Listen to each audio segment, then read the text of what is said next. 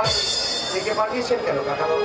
এসো পলাশ, এসেছি তোমার সঙ্গে কিছু দরকারি কথা বলবো বলে। হ্যাঁ বলুন। নূপুরকে তোমার হাতে তুলে দেবো বলে তোমার বাবা মুরারিকে আমি কথা দিয়েছিলাম।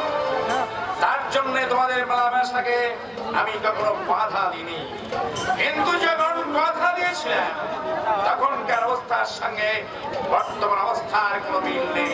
হ্যাঁ তা অবশ্য নেই। নূপুর এখন বড় হয়েছে, আর তাকে ঘরে রাখা ঠিক নয়, উচিত নয়।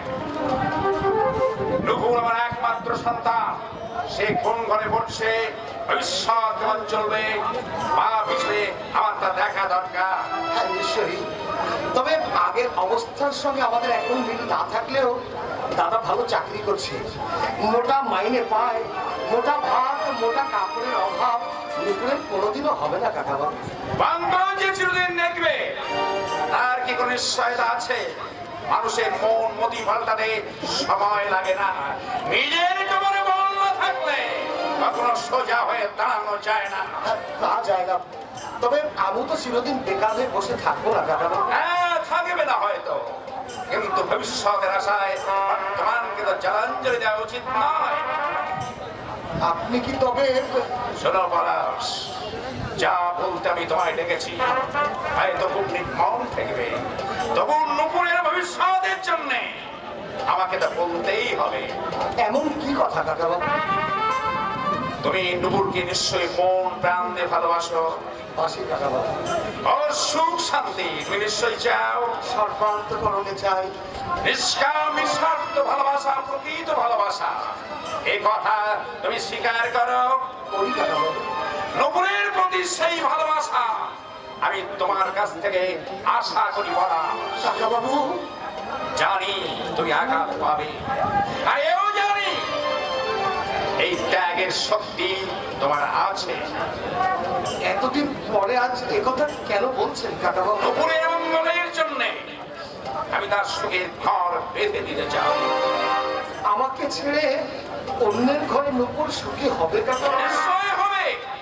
আমি সর্বগুণ সম্পন্ন সুভাদ্রের সন্ধান পেয়েছি, আমি তার হাতে নূপুরকে তুলে দেবো বলে স্থির করেছি।